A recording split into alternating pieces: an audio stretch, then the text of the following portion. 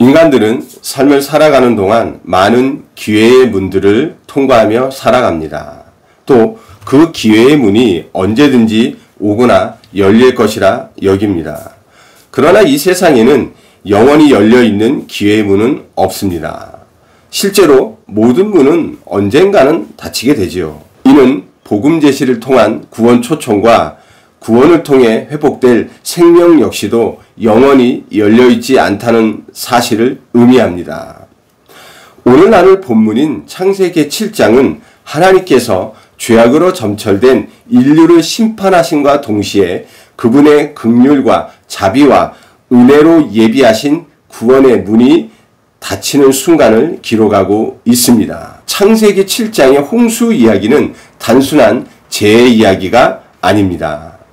하나님께서 노아에게 명령하여 만들게 하신 방주에 들어가는 문이 닫히는 순간 하나님 은혜로 인한 구원의 기회가 끝나는 순간과 함께 은혜를 저버린 자들에 대한 하나님의 심판이 시작됨을 보여줍니다.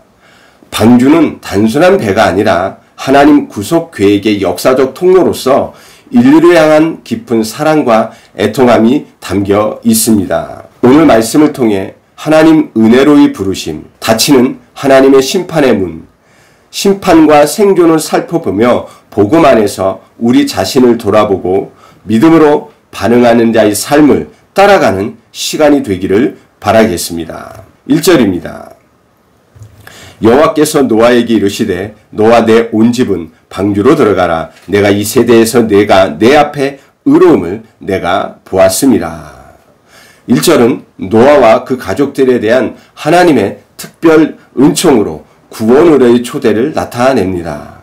1절을 보면 노아 스스로가 방주를 찾은 것이 아니라 하나님이 먼저 부르셨다는 사실입니다. 이것이 바로 구원의 시작인 것입니다. 방주는 하나님께서 설계하시고 하나님께서 마련하신 은혜의 장소이기에 저 방주로 들어가라 하심은 단순한 이동 명령이 아니라 하나님께서 구원으로의 부르심과 초청이요 그 은혜의 실현과 적용을 말씀하고 있는 것입니다. 또 하나님께서 노아를 부르심은 창세기 6장 8절의 말씀처럼 하나님의 은혜로 말미암은 선택이라는 것입니다. 노아는 당시 세대에서 하나님과 바른 관계를 가진 의인이요 하나님 앞에서 전심된 태도를 인해 당대의 완전한 자요 하나님을 삶의 중심에 두고 살아감으로 하나님과 동행했다는 칭호를 받은 자였습니다. 이런 칭호를 받은 속에 하나님은 노아를요 구원 은혜의 수혜자요 전달자로 삼으셨다는 것입니다. 이 사실을요 내가 보았음이라고 하시면서 바로 하나님의 평가를 또 말씀합니다. 이는 인간의 시선이 아니라 하나님의 기준 안에서 의롭다 하신 것입니다. 바로 하나님께서 노아에게 바랐던 이런 모든 일들을 그가 전심을 다했기에 그 행동, 순종함을 보고 의롭다고 하신 것이라는 겁니다. 그러면서 너와 내 온 집이라고 말씀하지요. 이 방주에는 노아뿐만이 아니라 그 온 집, 그의 아내와 세 아들들과 세 며느리들도 함께 들어갔습니다. 바로 이 말씀에는 가정 구원의 원리가 담겨져 있는 것입니다. 하나님의 구원이 개인에게만 머물러 있지 않고 가정과 공동체로 확장되고 그 초청과 믿는 자를 통해 하나님의 자비가 가정 전체에 공동체 전체의 임함을 잘 보여주는 장면입니다.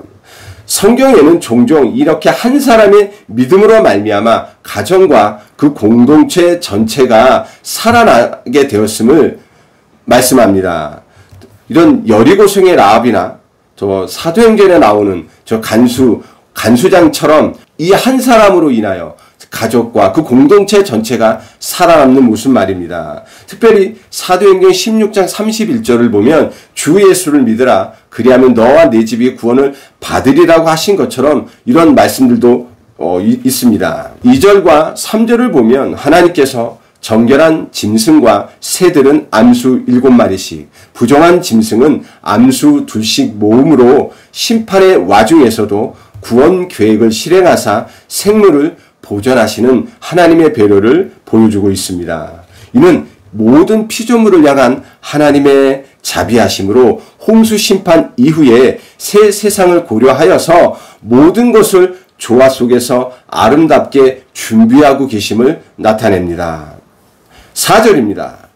지금부터 7일이면 내가 40주야를 땅에 비를 내려 내가 지은 모든 생물을 지면에서 쓸어 버리리라. 4절 말씀을 보시면 심판을 위한 준비가 최종 완료된 상태에서 마지막으로 다시 한번 인류에게, 인간들에게 회개를 촉구하고 계심을 말씀하고 있습니다. 그리고 땅의 모든 생물이 하나님의 심판의 수단인 이 비에 철저하게 진멸당할 것임에 대한 또 최초의 말씀입니다. 노아도 이렇게 방주를 만들고 있을 때 하나님의 심판이 물심판이라는 사실을 몰랐습니다.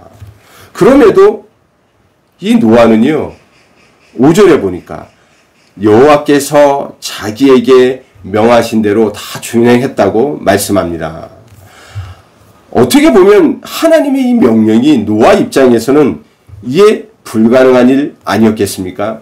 무려 120년 동안입니다. 그것도 저 바닷가나 큰 강가나 아니면 저 큰 호숫가 옆에서 이 배를 만드는 게 아니라 저 산꼭대기에서 배를 만들라고 말씀하신 겁니다. 그런데 노아는 하나님의 명령, 이해 안 되는 이 하나님의 이 명령을요, 전적으로 순종함으로 그 믿음의 시험을 통과했다는 겁니다. 이에 대해서 히브리서 11장 7절은 노아가 보이지 않는 일들에 대해서 경고를 받아 배를 건조한 믿음이라고 밝히고 있습니다. 여기서 강조되는 것은요, 노아가 다 준행했다는 말입니다. 부분적이거나 조건적인 순종이 아니라 온전하고 전적인 순종이었다는 것입니다. 노아의 순종은 이렇게 행동하는 신앙의 전형으로 하나님의 미래적 말씀을요, 지금 현재의 삶으로 끌어왔던 것입니다.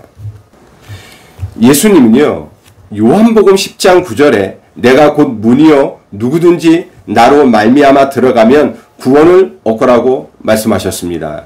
이 예수 그리스도가 바로 오늘날의 방주며 구원의 문이라는 것입니다. 이 문은 지금도 열려 있지만 언제까지 열려 있을지는 아무도 알지 못합니다.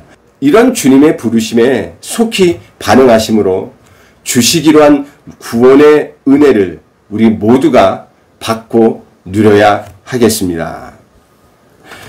11절을 보시기 바랍니다. 노아가 600세 되던 해 둘째 달 곧 그 달 11의 날이라. 그날에 큰 기품의 샘들이 터지며 하늘의 창문들이 열려라고 말씀합니다. 600세 2월 17일이라는 정확한 날짜가 명시된 것은 홍수 심판의 날이 우연이 아닌 하나님의 주권적 역사 속에 하나님께서 철저하게 계획하셨음과 홍수 심판이 분명한 역사적 사건임을 강조합니다. 창조를 제외한 원시 역사에서 연대를 알 수 있는 유일한 사건인 이 홍수 심판은 노아의 나이를 빗대 그 시기를 말하기 위함이 아니라 악한 세대에 긴 시간 동안 조롱과 비난을 받음에도 죄에 오염되지 않고 고결한 믿음의 길을 걸었던 노아에게 드디어 하나님의 명령이 임했음을 6절은 말씀하며 긴 시간 동안 그 믿음의 수고가 하나님의 위로와 소망으로 보상되었음을요 보여주고 있는 것입니다.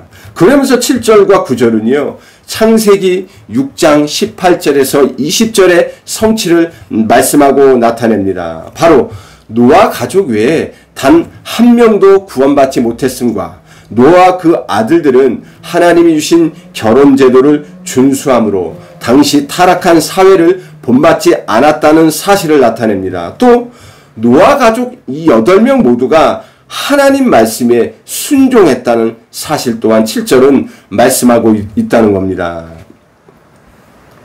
그리고 정해진 동물들이 하나님의 인도하심 속에 방주로 순순히 들어갔음을 말하며 이 7장 2절과 3절의 그 명령이 그대로 행해졌음과 구원의 섭리는 이 단순히 인간 차원을 넘어 피조물 전체를 아우르는 점에서 중요한 복음적 연결로 해석합니다.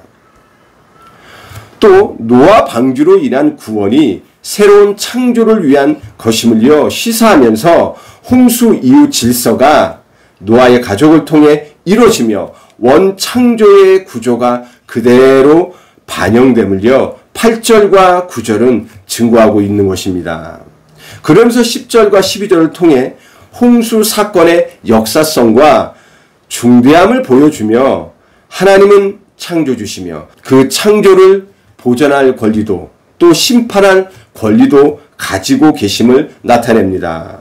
이 기품의 샘들이 터지고 하늘의 창들이 열리면요 창조가 무너지는 장면으로서 하나님 창조 질서를 인간이 죄가 파괴하자 그 보응으로 하나님의 심판이 임함을 보여주고 있는 것입니다. 이렇게 물은 첫 세상을 심판하는 도구로 지상의 모든 것을 멸절시켰습니다.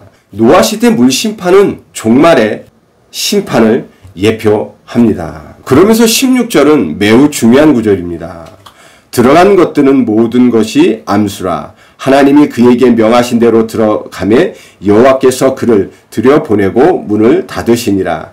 인간이 문을 닫은 것이 아니라요. 누가 닫으셨다고요? 하나님께서 문을 닫으셨다고 말씀하고 있습니다. 이 문은 구원의 기회가 하나님의 시간표에 따라 닫히는 것을 보여주며 방주에 들어간 자들은요.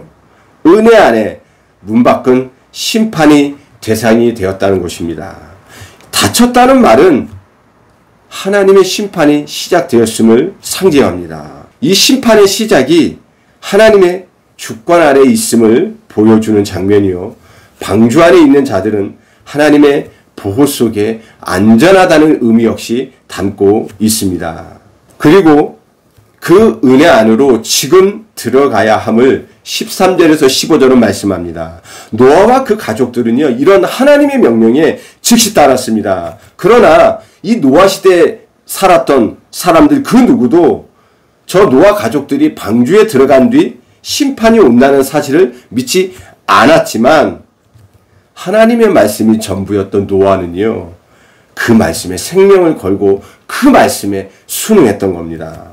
오늘날 복음의 초청도 마찬가지입니다.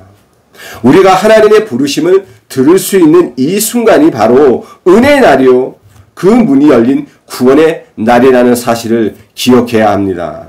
하나님의 은혜는 모두에게 베풀어졌지만 모두가 방주에 들어간 것이 아닌 것처럼 하나님은 이렇게 오래 참으시지만 무한정 참으시는 분이 아니라는 사실과 함께 그 은혜의 문이 언젠가는 닫힌다는 사실을 보여줍니다. 구원은 구하고 찾고 두드리는 자에게 열리고 순종하는 자에게 적용됩니다. 이렇게 방주를 만들던 노아는요, 하나님의 말씀을 믿음으로 준비했습니다. 그리고 그 준비는 시간과 인내와 믿음을 요구하는 일이었습니다. 그렇다면 이 시대의 우리들은 무엇을 구하고 찾고 두드림으로 준비하며 살아야겠습니까? 주님 은혜의 부르심 앞에 우리는 응답하고 있습니까? 아니면 여전히 머뭇거리고 계십니까? 더 이상 망설이지 마시고 주님 은혜의 부르심에 순종함으로 응답하시는 우리 성도님 되시기를 바라고 또 이 말씀을 듣는 모든 자들 되시기를 바라겠습니다. 17절에서 24절입니다. 홍수가 땅에 40일 동안 계속된지라 물이 많아져 방주가 땅에서 떠올랐고 물이 더 많아져 땅에 넘침에 방주가 물 위에 떠다녔으며 물이 땅에 더욱 넘침에 천하의 높은 산이 다 잠겼더니 물이 불어서 15규빗이나 오르니 산들이 잠긴지라 땅 위에 움직이는 생물이 다 죽었으니 곧 새와 가축과 들짐승과 땅에 기는 모든 것과 모든 사람이라 육지에 있어 그 코의 생명의 기운에 숨이 있는 것은 다 죽었더라. 지면의 모든 생물을 쓸어버리시니 곧 사람과 가축과 기는 것과 공중의 새까지라. 이들은 땅에서 쓸어버림을 당하였으되 오직 노아와 그와 함께 방주에 있던 자들만 남았더라. 물이 150일을 땅에 넘쳤더라. 17절과 24절은 단순한 홍수의 기록이 아니라 대홍수가 전 지구적이고 전 인류를 덮은 하나님 공의의 결정적인 심판이었음을 분명하게 말씀합니다. 19절에 천하의 높은 산이 잠겼다는 말씀은요, 그 심판이 선택적이거나 모호하지 않고 모든 땅과 생명에게 적용된 보편적 심판이었음을 의미합니다. 죄는요, 하나님의 사랑을 거부한 결과입니다. 그리고 하나님은 죄를 결코 가볍게 다루시지 않으십니다. 홍수는 죄에 대한 하나님의 전면적 응답이었으며 물이 파괴의 도구가 되었음은 죄의 무서움을 상징하고 있는 것이죠. 그러나 방주와는 안전했습니다. 7장의 핵심은 바로 23절 하반절에 있습니다. 볼까요? 오직 노아와 그와 함께 방주에 있던 자들만 남았더라. 아멘.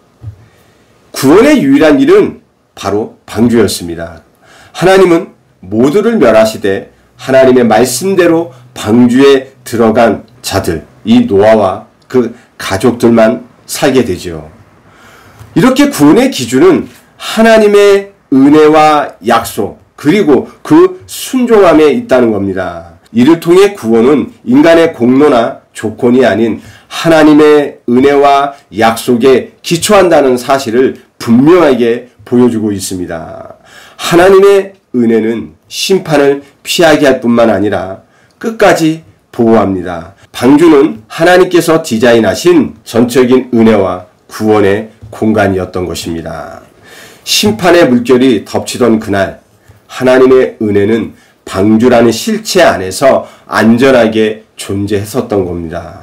이렇게 구속은요, 상징이 아니라 실제였다는 것이죠. 방주는 단순한 구조물이 아니었습니다. 바로 그리스도를 예표하는 구원의 모형이라는 것이죠. 방주 안에 들어간 자는 살았습니다. 그러나 밖에 있는 자들은 다 죽었다는 이 단순한 진리가 바로 복음의 핵심입니다.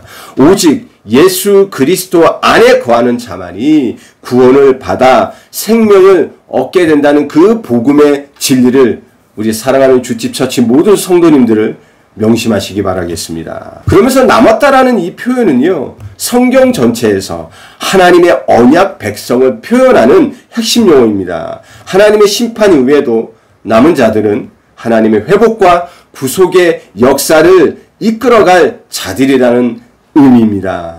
이 남은 자의 개념은요, 하나님의 구속 역사의 불씨로 심판 중에도 다음 세대를 위해 씨를 남기시는 하나님의 은혜를 나타내고 상징한다는 겁니다. 그래서 이 7장 23절의 말씀은 단순한 생존을 의미하는 것이 아니라 하나님의 언약을 계승할 남은 자로의 정체성을 가지고 살아야 한다는 그 의미와 뜻을 내포하고 있다는 겁니다. 우리는 세상의 타락과 반대와 핍박 속에서도 이 땅에서 하나님의 구원의 언약을 계승하고 하나님의 말씀을 준행하며 살아야 할 하나님의 거룩한 씨입니다. 사랑하는 주집 처치의 성도 여러분, 창세기 7장은 흘러간 옛 이야기가 아닙니다. 이 말씀은 우리에게 오늘의 현실을 보여주는 거울이요, 말씀으로 하나님의 무서운 심판과 구원의 은혜가 얼마나 실제적이고 구체적인지를 잘 보여주는 말씀입니다.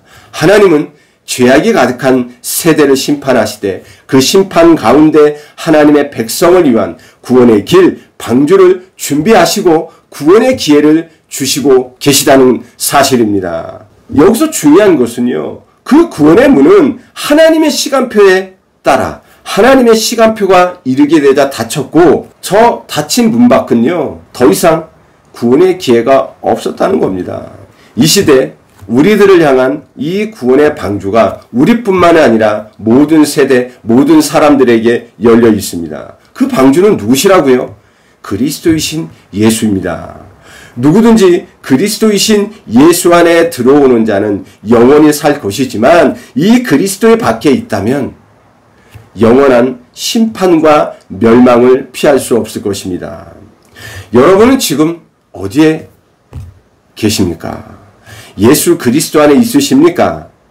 우리들 가족들과 우리와 피를 나는 혈족들, 또 나의 친한 친지들이 지금 주님과 함께 있으십니까?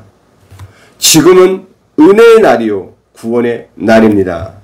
구원의 문이 닫히기 전에 은혜의 부르심에 반응하여 순종함으로 그 구원을 소유하시기를, 그 구원의 은혜를 받으시기를 주님의 이름으로 축원합니다. 이 시대의 여호와 신앙과 구원의 일을 이룰 하나님의 거룩한 시 남은 자로서 그 정체성을 잃지 않고 만민을 향한 하나님의 사랑과 은혜를 전하는 구원의 방주를 준비함으로 주의 의로움과 거룩함의 증인의 복을 누리시는 주집 처치의 모든 성도님들 되시기를 우리 주 예수 그리스도 이름으로 축원합니다.